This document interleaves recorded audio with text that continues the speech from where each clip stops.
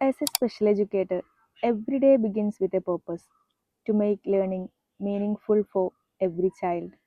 And also, I believe every child can learn, just not on the same day or in the way.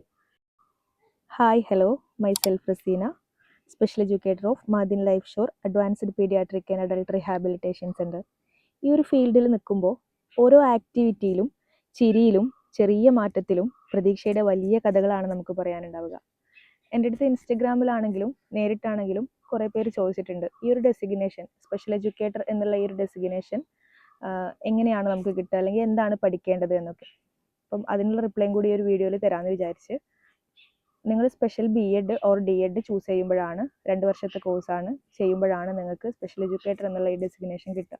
ഈ 2 വർഷത്തിനിടയ്ക്ക് തന്നെ നിങ്ങൾക്ക് practical ആയിട്ടുള്ളതും theoretical ആയിട്ടുള്ളതും നിങ്ങളുടെ ഫീൽഡുമായി ബന്ധപ്പെട്ട ഓൾമോസ്റ്റ് എക്സ്പോഷറും ലഭിക്കും. ഞാൻ എപ്പോഴും പറയാറുള്ള പോലെ ഏത് ജോലിയും നമുക്ക് എപ്പോഴും സന്തോഷമോ അല്ലെങ്കിൽ എപ്പോഴും സമാധാനമോ ഒന്നും തരില്ല.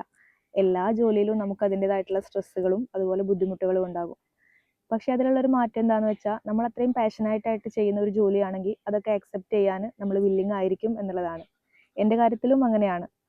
എല്ലാ ദിവസവും എനിക്ക് നല്ലതായിക്കൊള്ളണമെന്നില്ല. Some days are challenging, but every challenge bring a new lesson for them and me also.